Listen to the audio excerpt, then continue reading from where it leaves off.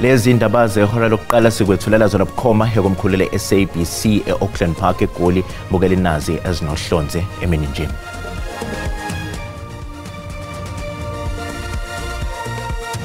South Africa and will obey, respect and uphold the Constitution and all other law of the Republic. Usolwazi uFeroz Kachala usebekwe ngokusemthethweni ukuba ahole umnyango wamaphoyisa njengoba kunikezwe umhlaba khifu emsebenzini ungqongqoshe wamaphoyisa uSenzo Mchunu. We're hoping that we will find a way to settle this matter.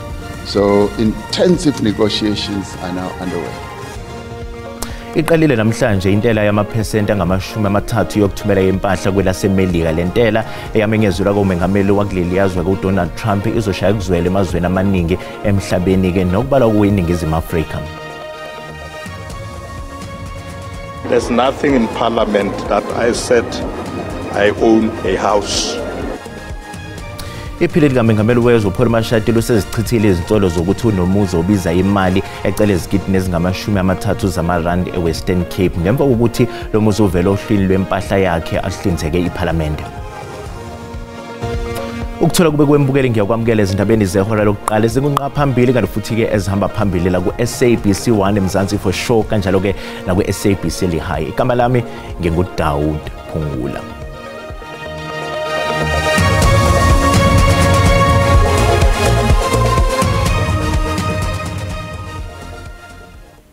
Umengameli wezwe uCyril Ramaphosa uthi ukudideka ngongqongqoshe ababili bomnyango wamaphoyisa kuzoxazululwa ke ngokusheshsha. Kanti bekhuluma ezindlini ezombuso ePitoli namhlanje ngesikhathi kubekwayo ngomsemthethweni ungqongqoshe usolwazi uFeroz Kachala osehola umnyango wamaphoyisa njengoba kunikezwe umhlaba khifu emsebenzini ungqongqoshe uSenzo Mchunu.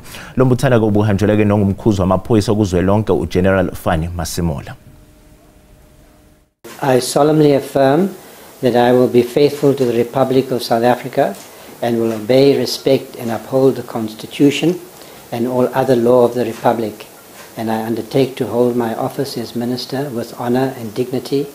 Yisibophezelo esenziwe ngungqongqoshe Kachala ekuseni namhlanje njengoba esengungqongqoshe wesibili emnyangweni wamaphoyisa.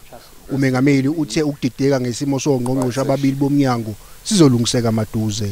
I know there is a technicality about seeming to have two ministers in the same portfolio, and that is a matter that I do believe is going to be resolved within a short space of time. We've asked, or I have directed the Commission to complete its work as quickly as possible. So whatever confusion or period there might be is going to be of a short duration. I expect a report from the Commission within 3 months. Usolwazi Feroz Kachala uzwakale nokuzethemba ngomsebenzi asejutshelwe kuwo ngumengameli. I want to assure the public that their safety and security is uppermost in my mind. I hope that in the time that I am Minister, I will be able to take the country forward. Umasimula uthe kokunye kwemisebenzi abaphezukwayo njengamanje njengoba kusondela nokhetho lwangonyaka ozayo ukuboshwa kwalabo abeyamanisa nokusoconga kosombusazwe kakhulukazi kwaZulu Natal.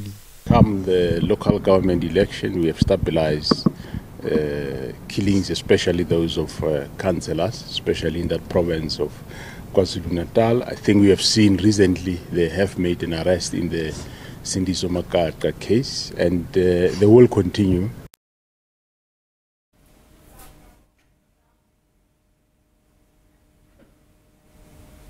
Kusenjalo ikomiti lesikhashana lamalungu ePhalamende liqokelwe ukuphenya ngezinsolo ezenziwa ukhomishana wamaphoyisa esifundazweni kwaZulu Natal uJenene uNhlanhla Mkhwanazi kulindeleke libe nomhlangano walo oqala ngesonto elizayo ukuze liqoke usihlalo. iPhalamende lishicelele wonke amagama labo abazoba ke ingxenye yaleli komiti lesikhashana. Leli komiti linamalungu ayi-11 aqhamuka emaqenjini ezombusazwe ahlukene. 26 Leli komiti lesikhashana lizobophela amalungu ayishumi nomuvo aqhamuka kuwo wonke amaqembu ezombusazwe kuleli. Iqembu ANC lizoba namalungu 4 azosebenza ngokugcwele kanye nelilodwa lesikhashana bese kuthi iqembu Democratic Alliance yona ibe namalungu 2 azosebenza ngokugcwele kanye namabili esikhashana. Iqembu Umkhonto Wesizwe lona lizoba namalungu 2 nawazosebenza ngokugcwele kanye nelilodwa lesikhashana bese kuthi amaqembu EFF, PA kanye IFP abe nelungu elilodwa iqembu ngalinye. Leli komiti linezinyanga ezintathu kwenza umsebenzi wokuphenya ngezinsolo zenkohlakalo embuthweni wamaphoyisa. This committee is supposed to report by the no later but than the 31st of October 2025. So they've got about 3 months within which to undertake this investigation into the allegations made by Lieutenant General Nhlanhla Mkhwanazi. And because of the tight time frames within which they have to work, they have to hit the ground running. So it is expected that by next week, the committee will have its first meeting, elect the chairperson that will chair the proceedings, and begin with his work. Amanye amaqembu azoba yingxenye yaleli komiti kubalwa i-Action SA kanye ne-Freedom Front Plus. Iqalile namhlanje intela yamaphesenti angama-30 yokuthumela impahla kwelaseMelika. Le ntela yamenyezelwa umengameli wakuleli yazwe uDonald Trump izoshaya kuzwele emazweni amaningi emhlabeni nokubalwa kuwo iNingizimu Afrika. Umengameli wakuleli uCyril Ramaphosa uthi zisaqhubeka izingxoxo nelaseMelika mayelana nentela yamaphesenti angama-30 empahla ethunyelwa kuleli yazwe neqala namhlanje. The United States are continuing. And let's be clear, South Africa is not the only country that is dealing with this crisis. And many other countries, some of which are in a much worse situation than we are, others are slightly better off. And all of us are involved in a process of having discussions and negotiations with the United States. Unethemba lokuthi izingxoxo zabo zizothela izithelo. Respond to the United States tariff proposals. Many of our companies deal with the United States customers. We export vehicles, we export steel and aluminium, we export citrus. So we've got to engage with them and find a way to reach a settlement. So within the window that's still open, we're hoping that we will find a way to settle this matter. So intensive negotiations are now underway. Lentela yamaphesenti angama-30 izokhahlameza amazwe acelwa ekhulwini emhlabeni jikelele. Iphinde likaMengameli wezwe uPaul Mashatile usezichithela izinsolo zokuthi unomuzo obiza imali ecele izigidini ezingama-30 zamarandi eWestern Cape ngemva kokuthi lo muzi uvele ohlwini lwempahla yakhe alihlinzeka iPhalamende. Ngemuva ukuthi iphini likaMengameli wezwe uPaul Mashatile edalule imizi emibili ebiza izigidi zamarandi ohlwini lwasePhalamende. uMashatile uthi akukho lapho ethe umuzi waseConstantia Western Cape obiza izigidi ezingama-29 zamarandi ungowakhe. People must read, that's just first thing you must learn in life. There's nothing in Parliament that I said I own a house. I said I live there. That house is owned by my son-in-law. It's a very simple thing to read. I don't use government money. There's no government money in those houses. So what are you looking for? It's not government money. Phezu kokuba uMashatile ezichithilele izinsolo, umengameli uCyril Ramaphosa besebuza ukuthi kuthini ukuphawula kwakhe kulokhu. Wabe sephendula ngokuthi uMashatile uzosiphendulela yena. I can't answer for him. And he has answers for all these matters, and we will need to wait for him to provide answers to all these questions, and only he can answer them. So let's wait for that, and then we take the process forward. Ikomiti lokuziphatha kwamalungu eParliament liphakamise ukuthi uMashatile kufanele ahlawuliswe izinkulungwane eziyishumi zamarandi ngenxa yokuthi akazange adalule isipho sedayimane esiphiwe umkakhe. Buke lesisathi qhu ezitolo kanti uma sibuya sizokuphathela uWT. Uvele kafushane umsolwa lapha enkantolo yemantshi yaseMzimkhulu. Lo msolwa oneminyaka engama-55 ugama lakhe kunguZweliphansi Sikhosana.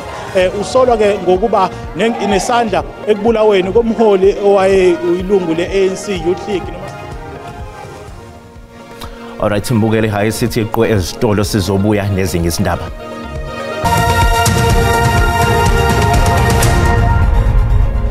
Bukele sikubingelele sikwamukela uma ngabe usanda ngena odabeni oluphambili besibheka ukuthi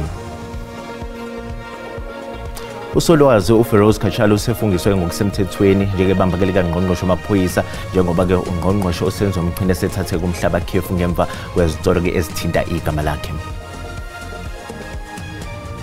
Bukela sikhumbuza ukuthi lezi ndaba ziyatholakala ku YouTube na ku SABC Plus. Ngena kuzo uzicinge ngamagama athi SABC izindaba na kanjani uzozithola ngomjalo bazo. Bukela uma sibuyela kodabeni esike salithinta phambilini inkantolo ke manje esemzimkhulu ihlelisele kumhlazi yi-14 kwephezulu icala elibhekene ke nowaye ngumphathi kumasipala wasemzimkhulu uZweliphansi Sikhosana nosolwa ngokunindeka ekusocongweni kwabe ngunobhala jikelele ophiko lwentsha lwe-ANC uSindiso Magaqa ngo-2017. Intatheleke yeziko lezindaba ze-SABC uSinphiwe Makhanya uyabika. Uvele kafushane umsolwa lapha enkantolo yemantshi yaseMzimkhulu. Lo msolwa oneminyaka engama-55 ugama lakhe kunguZweliphansi Sikhosana. Usolwa ke ngokuba nesandla ekubulaweni komholi owayeyilungu le-ANC Youth League noma singathi ke wayengunobhala we-ANC Youth League umnumzane uSindiso Magaqa ngonyaka ka-2017.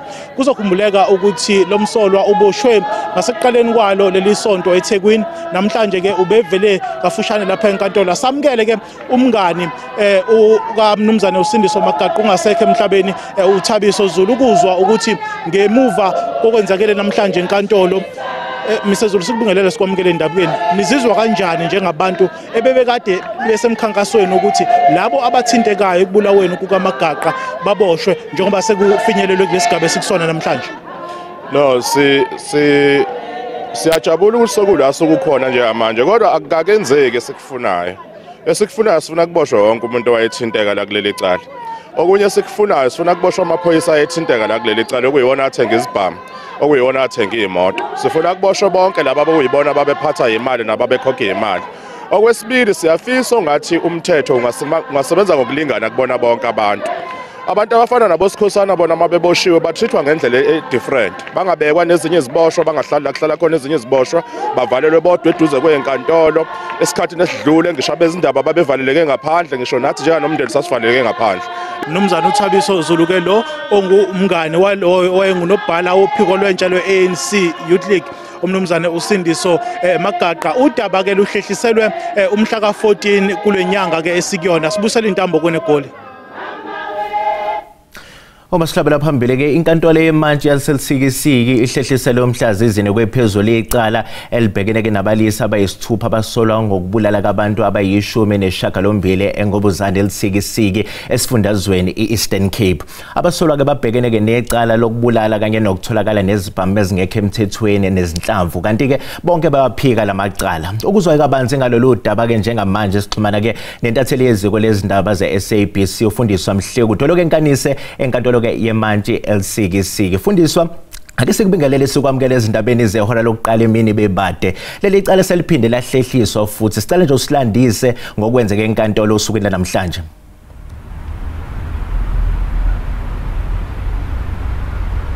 Enkosi Dawudi ngempela ityala limiselwe umhla wesine kulenyanga kaAugust lo ke kungomvulo lo waleveki izayo. Uyakhumbula ukuba into eqhubeke enkundleni namhlanje yinkqubela phambili yento ebisenzeka izolo nalapho bekubizwe ingqina lona ke lingumntakobo Mncedisi Gijana owathi wadutyulwa kwilali yaselubhacweni phaya kwaBhaca, nalapho ke ayewanika ubungqina bokuba kwathi ngomhla we-19 kaAugust ka-2024 kwafika amadoda axhobe afohlela kowabo efuna umntakwabo ke lo kuthiwa ngumncedisi Gijana. Lapho ke aye athatha amalungu efamily wonke awabophelela ngeentambo zombane kunye nemitya yezihlangu ngaphambi kokuba ahambe ayomkhangela kwigumbi acinga ukuba wayehleli kulo. Uthi ke bathi beva izithonga zompu.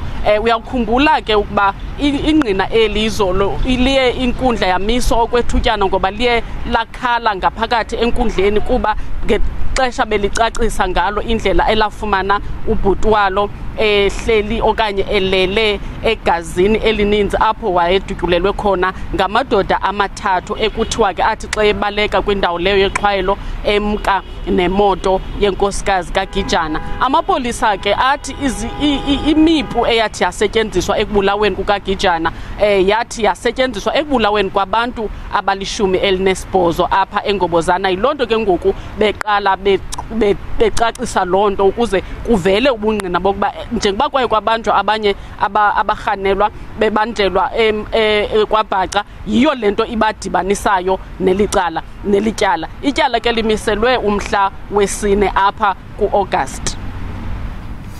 Sibonga kakhulu yona ke intatheli yeziko lezindaba ze-SABC ufundiswa Mhlekude sibekela bukhoma ke eSelsikisiki eEastern Cape. Umengameli wezwe uCyril Ramaphosa usememezela ukuthi umehlulela uDunstan Mlambo useyiphinikele enhloko yamajaji ngemva kokuthi obebambe kulesi sikhundla ijaji uMbuyiseli Madlanga ethathe umhlala phansi. uMadlanga wethula ke isinqumo sakhe sokugcina izolo. Ijaji uMadlanga wethulelwe isiqoko ngokugcina umthetho kulesikhundla sokuba yiphini lenhloko yamajaji, kanti isinqumo sakhe sokugcina kube isithinta umbango phakathi kukaNkosana Makate neVodacom. uMadlanga uthi abazali bakhe babambe iqhaza lemqoka ekuthina akhethe izifundo zobumeli. It started with my parents, in particular my father, who directed me in the direction of studying law. It was a good direction, I think, because I think if he was still alive, he would have been very proud of the achievements that I have managed to attain. Abaningi abayingxenye yomkhakha wezomthetho babenamazi okuhlonipha uMadlanga. Justice Madlanga's career is not just a chronicle of personal achievement, it's a tale of how one individual's dedication to justice can shape the destiny of a nation. Njengoba uMadlanga eshiya esikhundleni akusho kuphela komsebenzi njengoba manje esezokwangamela ikhomishana yophenyo ejutshwe ukuphenya ngezinsolo esidalulwe Lieutenant General Nhlanhla Mkhwanazi. Uyaqala namhlanje umhlangano wesigungu esiphezulu se-ANC obanjelwe eNazareth eGoli. Kulo mhlangano kulindele ukuthi lesigungu sidinga ideke izinselele ezibhekeneke neqembu udaba logesi kuleli ukuvakasha kukaMengameli eMelika kanye ke nezinsolo zenkohlakalo ezadalulwa umkhuzi wamaphoyisa kwaZulu Natal Lieutenant General Nhlanhla Mkhwanazi. Unobhala jikelele we-ANC ufikile eMbalula uthi kulo mhlangano kwesigungu esiphezulu oqala namhlanje bazoqala ke ubheka izinselele ababhekene nazo kule nhlangano.